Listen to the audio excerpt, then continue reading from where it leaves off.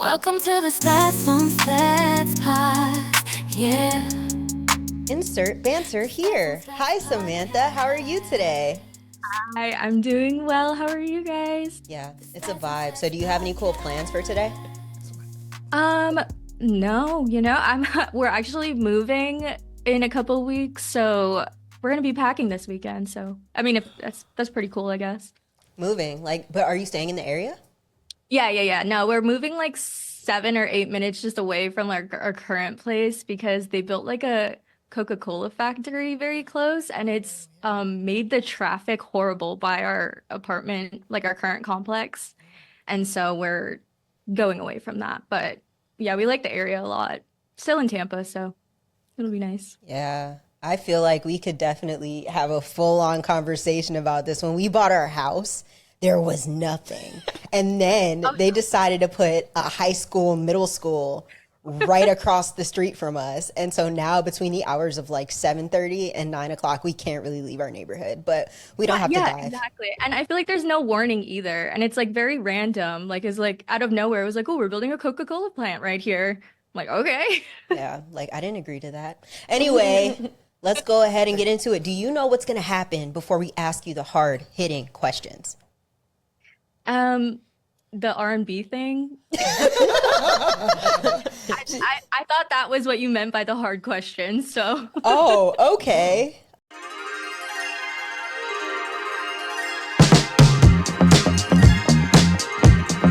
So we're about to play That's My Jam 90s R&B Edition. Here are the rules. We're going to play 4 covers of 90s R&B songs. You have until the end of the song to guess either the name of the artist or the name of the song. If you guess both, it's a flex, but the points are the same. And when you're ready to guess, you can either say pause or just be like, you could just, throw the name out there. all right. All right, you ready? Yeah. All right. As ready as I'll ever be. All right. Song number 1. Loving you is wonderful, something like a miracle. Rest assured I feel the same way you do. Needing you, it isn't hard. With you, I can't let down my guard. Stay secure. Yeah, that sounds so good. I'm sorry. From you. I have no clue. Can I I wish I pass? had words to tell. Yes, you can pass. Ebony, do you want to go ahead and guess this? No. Okay, cool. Tiffany, go ahead and let her know the song. I know all the words to that song, and I could not tell you the artist or the title. Okay. Mary J. Blige, all that I can say. Oh, okay. I feel like I could have guessed that. Maybe I'll go with a little bit more confidence next time. Yes, Samantha, just name an artist. I mean, it's going to be wrong either way. It's like a certification exam. Just put an answer out there. Put an answer out there. Backstreet Boys. All right. All right. Song number 2. Let's do it. It happened the moment when you were revealed. 'Cause you were a dream that you should not have been. A fantasy real. I want to sing, but I suck. You gave me this Just beating, get in there. Make it a duet. baby. This rhythm inside. Have you ever seen Love and Basketball? You make me feel good Okay. and feel nice and feel love.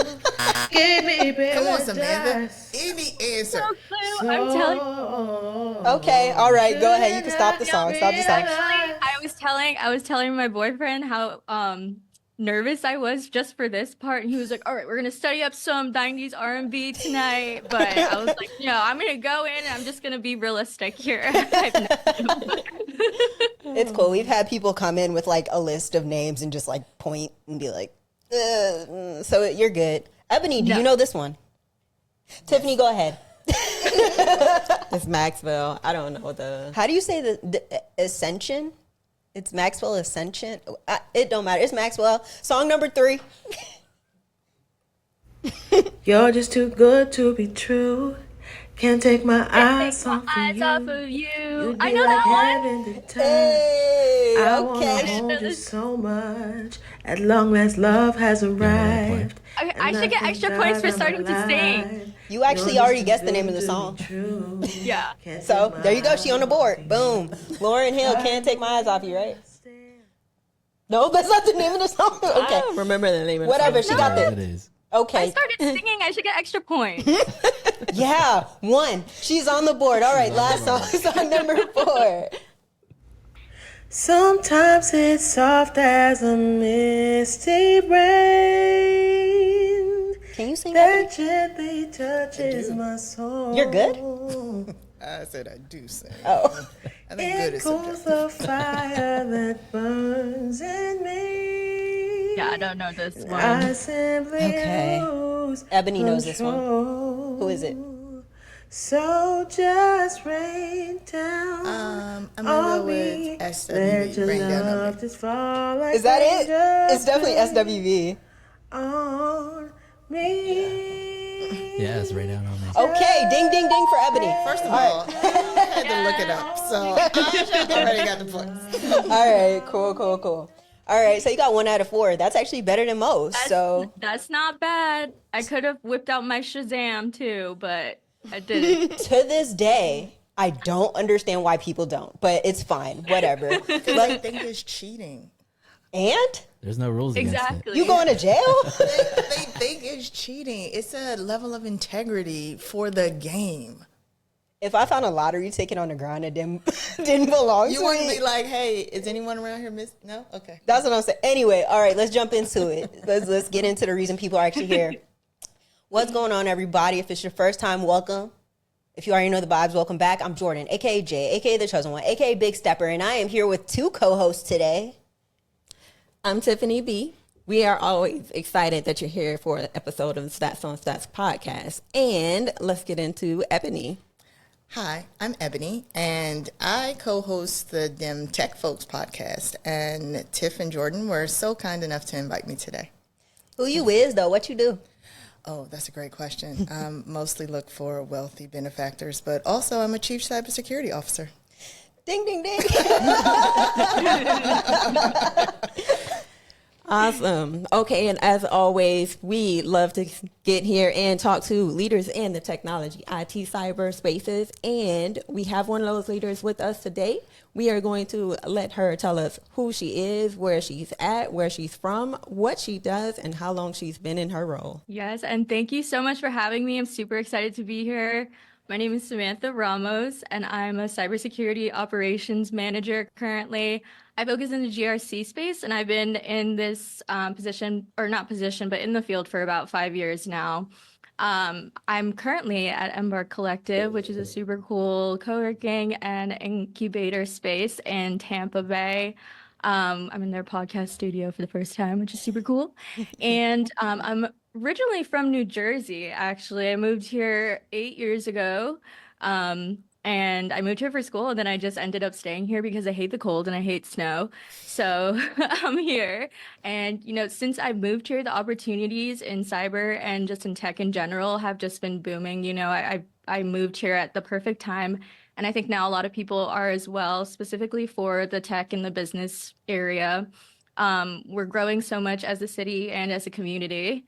And yeah, that's a little bit about me. I feel like if we were to look at the University of Tampa's demographics now, it's like 50% New Jersey, New York. It is. I don't know like actual demographics, but when I moved here, I was so excited to meet people from Florida, and every single person I met was like, "I'm from Jersey, I'm from New York," and I was like, "Okay." I was like, no, I love my Jerseyans and my New York people, but I came down here specifically to meet beach people. They're all like, I hate the beach. I feel that. Well, we're excited to have you on the show. And now that everybody knows a little bit about you, Samantha, why don't you tell them where your journey started? Yeah, so when I moved here and in college, I actually majored in criminology and criminal justice. I was really interested in working in the federal government level. I wasn't entirely sure what I wanted to do, but I knew that I wanted to work for some type of like federal agency or at least contract for them. So I interned at various local, state level, and federal law enforcement agencies. And everyone I met, everyone that mentored me, and everyone that I was really shadowing there told me to pick up a skill, whether it was accounting, math, just something that was outside of criminal justice or law enforcement, because for these careers and these jobs and positions, I was really competing with veterans, people already in law enforcement, people that had clearances that were being looked for, and the experience and everything. So I picked up cybersecurity, and I actually really started seeing how it aligned with my criminology and criminal justice background really well, and as far as the GRC space, as well as picking up some of the technical skills that I had never learned about before. My dad is now about to retire. From a 30-year career in technology, as well as in specifically in like VP. He was the VP of architecture and infrastructure for a large Fortune 500 company for 30 years. And so he's really been like an inspiration to me and supported me throughout my journey, especially when I made the switch to cybersecurity. And so I was working as a part-time cybersecurity analyst in my senior year of college, my very last semester. I was actually working part-time there, as well as being a full-time student at UT still. And I was working at a restaurant part-time because my cybersecurity job at the time wasn't actually paying me that well because I was an entry-level person. So I saw the opportunity there though to learn, and I stayed there because of that. So afterwards, I became an auditor. I did SOC 2, SOC 1 and SOC 2 auditing for small and medium-sized businesses. And then I became a cybersecurity analyst again, mostly on the risk side this time, and I helped build out a risk program for a local software company here.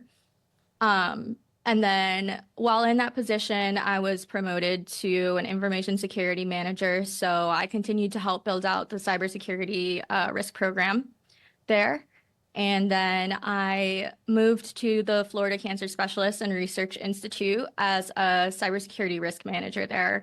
Helped build out the risk program, went through high trust, and helped them with their policies, procedures, their whole GRC program. And then I left there in April, and I'm in a current position which I just haven't publicized just yet. But I'm really enjoying it now, and it's me and the CISO right now. We're just building out the cybersecurity program again for another company. So, most of my job has been being brought into companies that don't have cybersecurity or risk programs just yet, and filling in those gaps and really creating a comprehensive program for their cybersecurity and compliance. Oh, got you. So what led your passion? Real quick, I'm sorry. Real quick, I had a moment. Tiffany, did you know this about me? I got into cybersecurity because my degree was going to be in criminal justice, and I took a cybersecurity class. So we right here, girl. Wow, that's really cool. Yeah. Yeah, so that was it. I don't think Tiffany knew that about me. So fun fact. Okay, go ahead. Do the important stuff. The definition of you learn something new about somebody every day. What? So it sounds like you definitely have a passion for risk in general. So can you tell me what ignited your passion for working with risk in companies? Yeah, so like I said, when I started my first cybersecurity job when I was part-time, I got to do a lot of different things in cybersecurity. So I did some like blue team stuff, and I also helped set up some like the pen test. But I really got into risk when I was doing this because I was working with companies that were in very different environments, very different industries and sizes. So I really enjoyed learning the different like laws and regulations around cybersecurity and privacy, as well as in different countries and states even, and just how they differ. And that just really aligns, like I said, with my passion and my original interest in like criminal justice and law. So with risk, what I really like about it is the overarching program of it and really being able to monitor everything from like a high level. And my favorite part about it is being able to communicate it to business leaders and people that are really non-technical and just kind of see their eyes opening when they realize what a technical risk really means. Because we have to learn as risk management professionals how to translate technical jargon into, business or finances or just something that would make a lot more sense to the audience that you're talking to, whether that's upper management or the board or whoever. And that's what I liked about it, was that it's always challenging, and it's always it's very creative too. Seeing like what standards and frameworks and certifications may align with your organization. It's not a one size fits all type of solution. So you can really bring in different areas of your experience and knowledge and industry into what you're doing in this current company. Awesome. I saw your gears turning over there, Ebony. You had a question? Oh, yeah. So, Samantha, you mentioned that for a lot of your career transitioning into cybersecurity, you've assisted organizations in setting up their cybersecurity programs.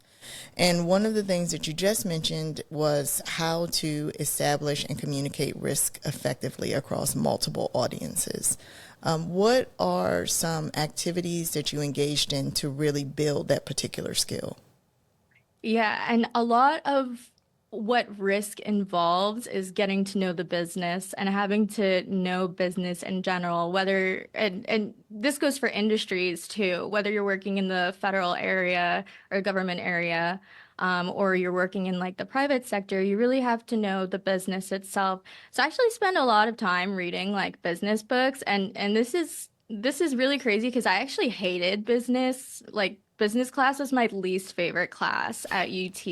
And that's one of the reasons I didn't switch my major to cybersecurity, because at the time cybersecurity was in the College of Business, and I just like hated learning about business, which is crazy. So I started to really understand what it meant to learn the business, because you really can't protect things that you don't know about and that you don't know the risks of or what the risks are.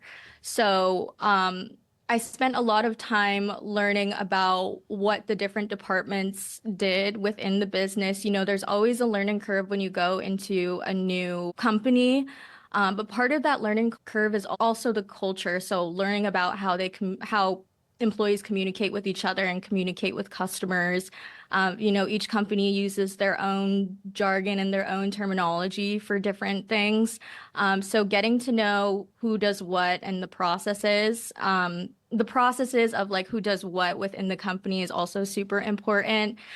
So just really improving my communication skills has helped for that, whether that was, again, like in customer service or that was internally, and also just getting to know the stakeholders for each of the projects that I was working on, and also, how they can help me and what their schedules looked like, what their areas of expertise were, who they worked with. So again, just really getting to know the business is just my main point of advice for anyone that's looking to really get into GRC, and also improving your communication skills. To be fair, I think that actually translates in general to cybersecurity, like getting a good understanding of the business and the mission. And I think it helps people really hone in on their skills and, what they're actually trying to accomplish. Thank you so much for that comment, Jordan. And thank you so much for that response, Samantha. So with you understanding the business better and being able to help these organizations set up their risk programs, what are some of the frameworks that you would typically lean into when you're establishing the type of program that you want to set up? I always start with a little bit of NIST. NIST 853 is always the main framework that everyone talks about and is a really good framework to align at first. And then, of course, NIST 171, which is the non-government version of that. I also have my own gap assessment that I've created just from a bunch of different standards and frameworks and best practices that I've come across from working with a couple different companies. And that comes from, again, NIST. It also comes from SOC, just like as at an organization level. There's some from ISO. And there's also some, depending on the industry, I'll look at like PCI. I'll look at high trust and FedRAMP, depending on, like I said, the industry, and also looking at the size of the company, as well as just the environment, if they're in the cloud or if they're on-prem, makes a lot of difference as far as, the architecture and the infrastructure and the security controls that you really have to put into place there. And I think it's also really important not only to look at the organization from a technical level and kind of, the hands-on level, but also look at the management level and looking at seeing if there's a lot of management support for the build out of the cybersecurity program. That's incredibly important to have. Is management communicating the importance of cybersecurity? Is management communicating the fact that the cybersecurity program is even being built out, and to what degree? And are they communicating the importance of the cybersecurity program, and stuff to that extent? So just coming back to it, it all depends on the organization itself. That's awesome. I'm just going to go ahead and jump in here. So you mentioned that you have a lot of experience across different areas of IT, from the blue teaming to doing some of the risk assessments and that sort of thing. When you're looking at a comprehensive risk program or a cybersecurity program for an organization, what are some of the key components that you think should be included? I know that in my previous experience, governance is always the most important because you need those processes to be repeatable. What are some components that you find to be important? Yeah, and I think you brought up a really good point there about it being repeatable. Another big area that I see a lot of times that goes along with it kind of being repeatable is the documentation part of it, because you can have a lot of, these repeatable processes or just processes in general. And then, all of a sudden, what if I win the lottery, or, the IT team or the security team right now wins the lottery and they leave? Are you going to be able to bring someone in and continue with business as it was, or is there going to be a gap because, there's either a new program that's going to be built out or all of this stuff? So having documentation is definitely the biggest gap that I've seen. So documentation is probably something that I would stress to be super important. And as far as governance is also, super important, because you have to know what laws and standards and frameworks that you have to abide by, or that you are looking to abide by, that also aligns with your business objectives as a whole. So looking at, the cybersecurity program not only fitting into the IT program or the compliance and regulatory program, but also looking at it just in the business as a whole, how it fits in with the business. And that's where that conversation about if the CISO should be in the C-suite, which is a conversation that I know is pretty new. And I love to hear the different opinions about that as well. I actually want to ask you guys that. Have you guys heard that conversation before? No, I don't hear very much unless it's on TikTok. Oh. I mean, those short snippets are really valuable. I've heard a lot of, conversation around if CISOs should be like on the C level, like on C-suite, or should they be reporting to either the CIO or the CTO? So traditionally, CISOs do report to the CIO, but I think that was intended for the organization to be able to seamlessly integrate cybersecurity into their technology program. I think that is really important, though, to acknowledge that those two things do exist independent of each other, because cybersecurity does touch on more than just the technology that an organization is using, because it, as you mentioned earlier, it's a governance, risk, and compliance program. So those risks will transcend just the hardware and software that you use. Mm-hmm. What are some things that you deal with in terms of, I'd say, pushback when it comes to trying to talk to like your technical people and an organization about compliance or working towards compliance when they think about how it could interfere with their innovation as an organization? And that brings up a really good point about if you've ever heard of that term, check the box compliance. So a lot of times, um, we'll talk about how we need to do this thing or we need to implement certain controls so we can check the box off for our certification or for, for our customer or something like that. And I think it's super important, again, to be able to communicate the importance of why we're doing this control. And that's where we also need to find that balance between security and also like the operations and still being able to manage both of that. I have, gotten pushback from leadership before on implementing certain controls, and that's when you just have to find a way around it and, kind of just find a happy medium. Whether that is sending out, like, let's say, information security training in a different manner or maybe in a different time frame, or also just knowing when to communicate and how to communicate the importance, again, of the different cybersecurity aspects. It's so funny that you said that, right? Because like, you said that you had to find a way around the pushback. Oh, I didn't right? mean. But the same thing happens to all of the people in your organization. They're like, "Oh, is this what cybersecurity trying to do? Let me find a way around this because this is just in my way." No, because, there are some times, I have found that there are times that like you implement controls that do slow down certain processes.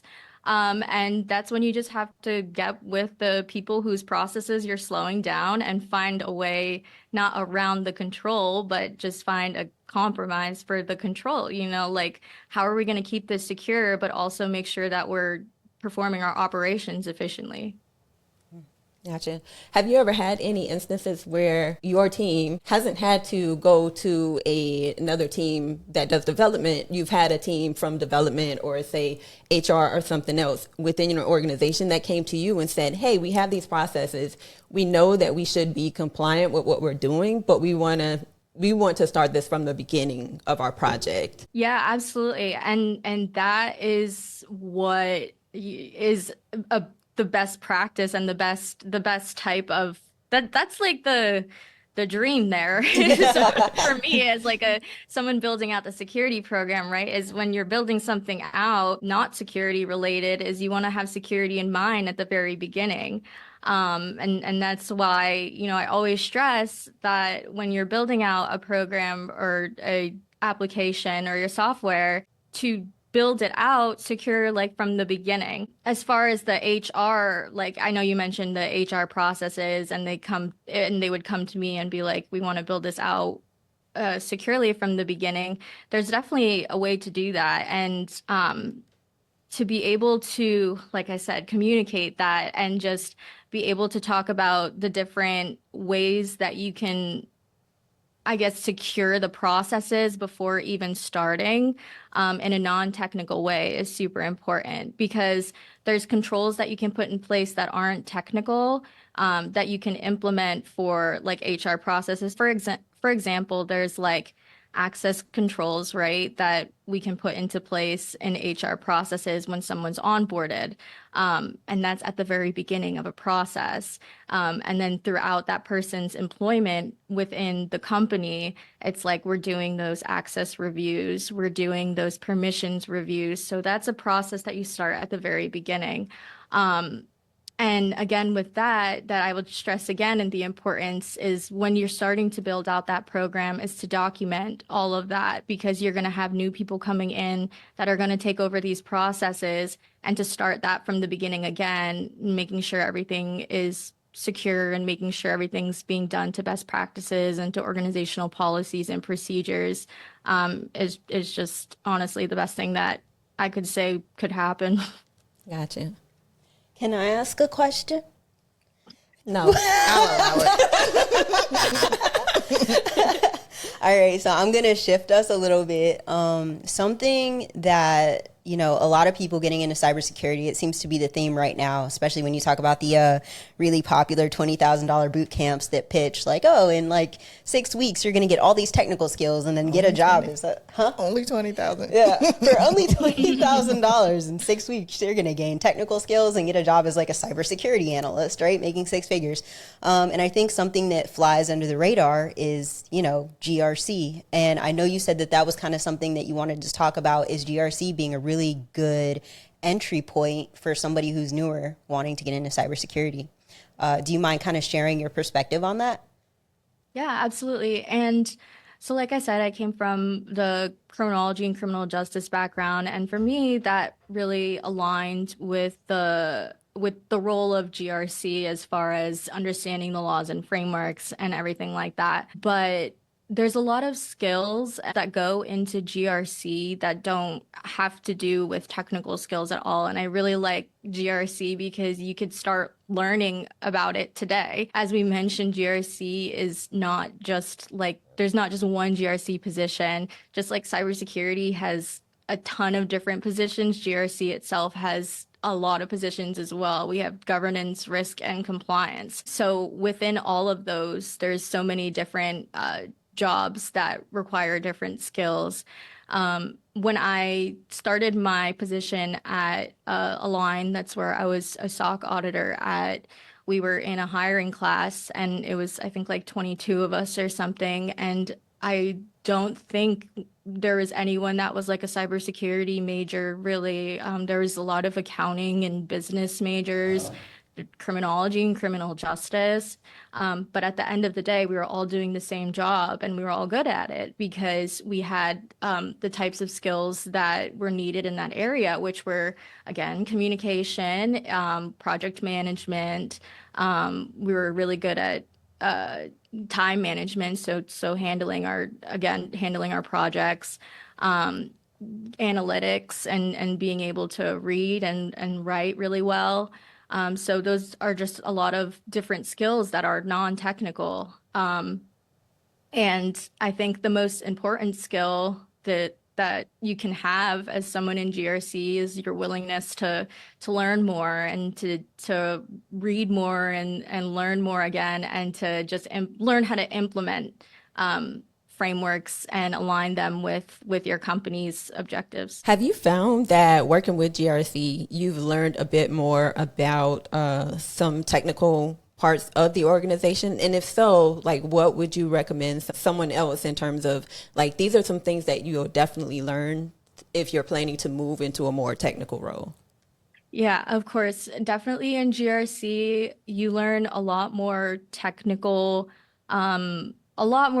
stuff. I wouldn't say I do any hands-on technical work, but I do a lot of like observing and the alignment, like I said, on my end. So if I'm performing, like, let's say a risk assessment, or I'm performing like a gap assessment or something, I'll pull in like the team that I need to see for a certain area of controls.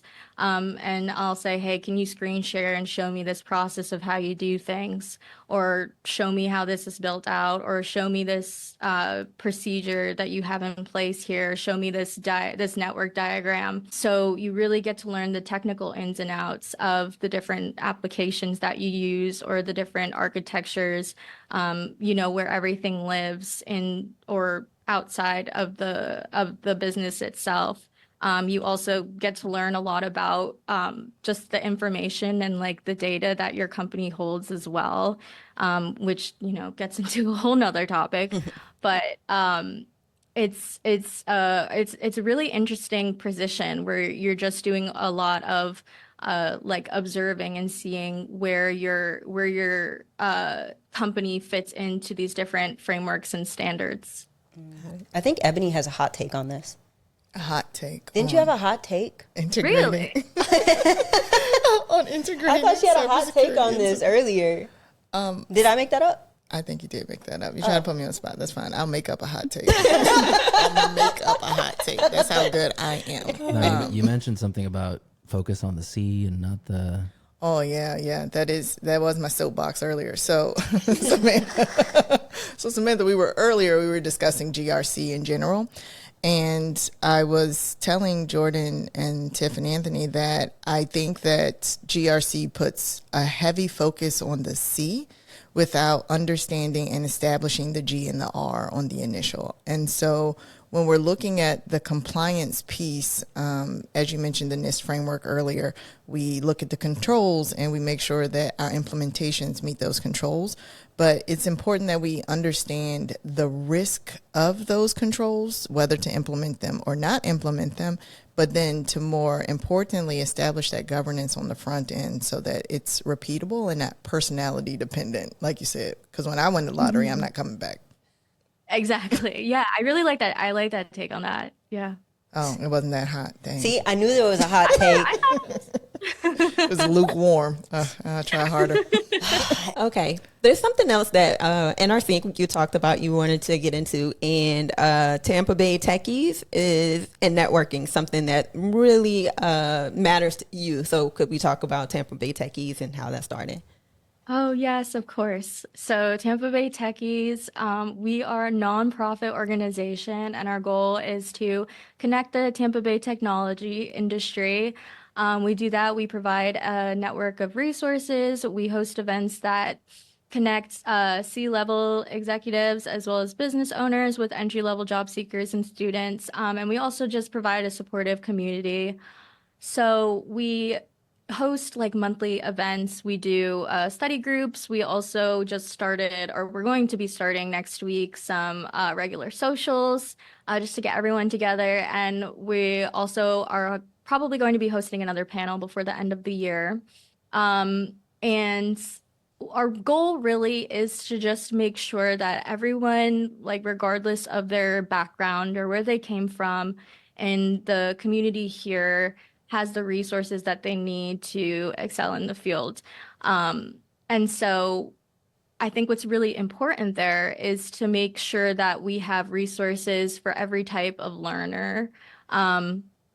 So people that, you know, are not able to come in person and come to a classroom setting, or people that might not have the technology to learn certain skills.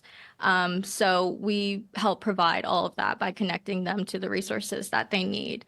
So we actually started last April, 2023 as a study group. I got a few of my friends together because we were just studying for security certifications. And like 15 people showed up, and there was just a lot of conversation around how there's not enough events for people that are looking for jobs. A lot of the events at the time were for, director level and up. They were for people that have been in the industry for a while. And there wasn't a lot of events for people trying to break into the industry. And so from that study group, we just started hosting like social gatherings, and we found that not only did the educational and the more professional types of events really help people, but also those social events and the casual leisure, like community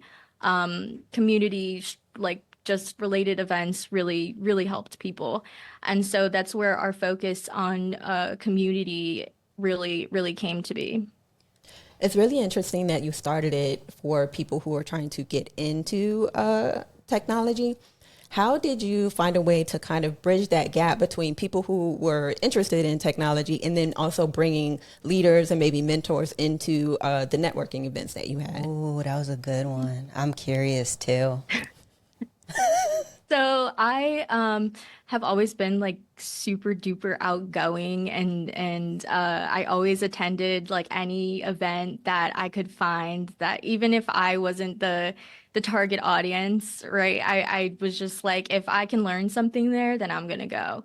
And that's what I did. So I started going to like the InfoSec Live events, which is hosted by Simon from InfoSec Live, and he invites a bunch of CISOs to come and just have some conversation around large cybersecurity topics. And I just I was there just sitting there listening, as a manager at the time. I also would go to different conferences and talk to all the speakers and, learn about their experiences and stuff like that. And then I would invite them to lunch or I invite them to get a coffee and, pick their brain even more. So, I found that extremely helpful. And I found that, for me, it's easy because that's just my personality. But for a lot of people, it's not easy. And so a lot of our events and a lot of what we do is around building confidence and building that, again, community support that I know that a lot of individuals need, especially in this type of field. And so with that, we encourage them to go to these types of events and also make events that aren't as demanding or as scary to go to, so that they can build a confidence and that they can practice their networking skills or their public speaking skills or learn a little bit more about the environment that they may be entering into when they are ready to go and find a job. She's putting those psychology and sociology classes to work. Absolutely. Feel that. We gotta hurry up and rapid fire though before Anthony starts side-eyeing us. Okay. Well, what is some practical advice that you normally give to people to help them build their network? Definitely keeping your LinkedIn strong, I always suggest, and having that ready to go, having that barcode up, which a lot of people I realize don't know about, is that on the search bar, you can click there's a QR code that you just show and you can scan it. Also, again, joining different groups that you can go and have that community around. Of course, Tampa Bay Techies, we're always here, and we always have a bunch of different events that cater to different types of personalities and different learning styles. There's also other groups like Toastmasters that can help increase your confidence and your public speaking. And then there's also like other organizations that can help with your technology skills, like Tampa Devs. I know like DEF CON 813, they do a lot of like social events, I think, and they do like a lot of labs. And a lot of groups on Meetup that you can find, whether they're just like little casual events, but also, going to these big conferences that you can learn a lot from people that are coming from different areas of cybersecurity and different areas of the country that may have different issues that essentially potentially could come to their industry, or excuse me, their company at some point. So, always continue to learn and always continue to follow the news and like the latest trends and stuff. I'm sorry, I forgot the question. Oh, you crushed the answer. Yeah, killed it. Yeah, killed it. Great job. Doesn't matter what the question was now. Can I steal a trademarked thing? I want to steal the dim lightning. What do y'all do? Oh, dim lightning lessons. Yeah, let's do dim lightning lessons. We don't have any aluminum foil here. But Samantha, that's the time in our show where we give our guests 60 seconds to teach us something that you can choose. Anything of your choosing. It doesn't have to be GRC or compliance related. You tell us what you're going to teach us, then you got 60 seconds to do it. I've seen their show. Really, you have 3 minutes to do it. So the problem, we're going to get into that later. You got 60 seconds. Do I have time to think about the topic? No, you just got it off cover. It could be about anything. It's lightning, man. It's lightning. I'm obviously gonna. Okay, lightning doesn't prepare. What was that? I said lightning doesn't prepare. Oh yeah, you're right. Okay. Okay, I'll talk about how to approach people at networking events, because I feel like that would probably be helpful for some of the listeners, because a lot of people ask me that question too. So being able to talk to people at events. So I like to find someone that I feel like is like kind of standing alone, and I like to look at them and like either find like if they're wearing a shirt that is something I know about, or even just a topic that is of interest. I'll like go up to them and just be like, oh, did you go to school at wherever with their shirt, or like, oh, you like that band or whatever. Because the odds are if you're at a networking event, to talk to people, the other people are also there at the networking event to talk to people, and they might be afraid too. So I always like to go up to people and, ask about something that I know they're interested in because they're either wearing it or whatever, they're holding a drink or something like that. And then I'll also ask about what they're doing at the networking event, their job, their career, and stuff like that.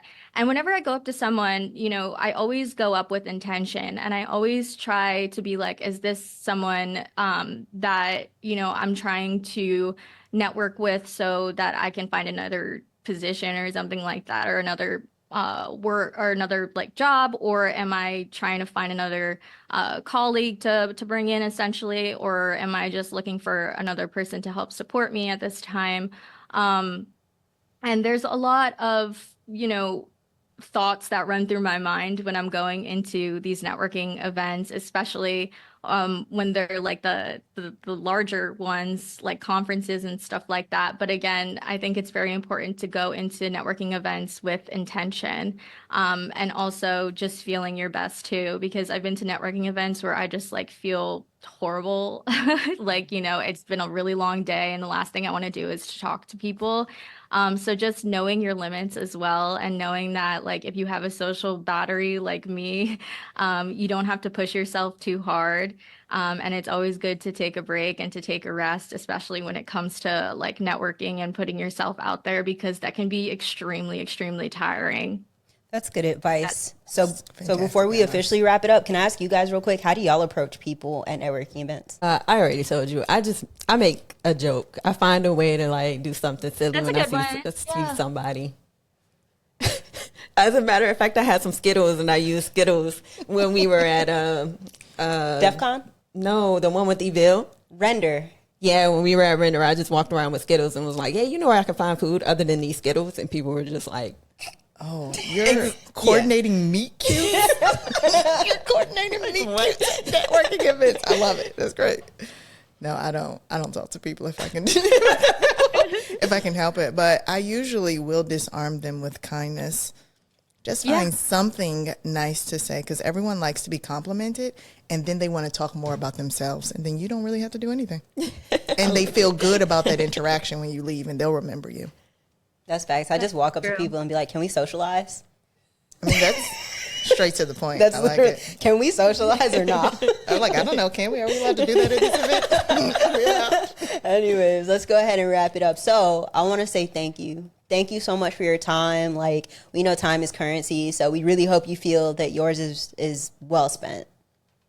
Absolutely. And thank you again for having me. This was super fun. "Absolutely, thank you from me as well, Ebony. Thank you for being a part of the show." I'm just really excited for everyone to be here. Thank you so much. Is that how you That's how she starts off the conversation. I'm so glad you're here. Oh my gosh. Like, you were meant to be here in this moment, and I'm glad that you took those cues. Thank you. Samantha, are you interested in sharing some of your information for our guests, our listeners? Yes, of course. So I'm on LinkedIn, linkedin.com/ Samantha R. Tampa, I think is my LinkedIn. I'll double check. But I also have actually, I think next week I'm launching my personal website, which will be SamiRamos.com. I started out just having my speaking engagements listed there, as well as a little like bio, but I'm going to be starting some like personal blogs, sharing more of my like cybersecurity journey and adventures, and also just different ways that I stay sane while I'm doing this job. And different just different areas of my experience. And yeah, I also have a personal blog or personal vlog if anyone wants to follow me, but it's non-cybersecurity, so Get ready with me. That's exactly what it is. But I always like to stress, that it's really important to still keep your own identity while you're doing this job. That's one of my biggest things, because this job is it's demanding, and you got to be very focused. So making sure that I have like my own interests that are non-tech or non-business is super important and keeps me grounded. Can I just say real quick, before I looked up what GRWM was, I was like, oh, grown woman? There's a grown woman trend? Oh dear. Okay, I'm done. I'm sorry. Two things. Any events coming up for Tampa Bay Techies, and also how can people follow Tampa Bay Techies? Yeah, of course. We also have, so we're on Instagram. We're just at Tampa Bay Techies. Also on LinkedIn, also Tampa Bay Techies. Meetup, we're at meetup.com/Tampa-Bay-Techies. And then everything's on TampaBayTechies.com. And I will also be at B-Sides. If you guys are going to be at B-Sides, St. Pete, on the 14th. We have a table there. And also our membership director, Tanvi, is giving a presentation. So super excited to see that. And it's on GRC. Awesome. Okay. All right. Thank you so much. I think we're good to wrap up for now. So I guess we'll see you all next time. See ya. Keep listening to us. Buy a t-shirt.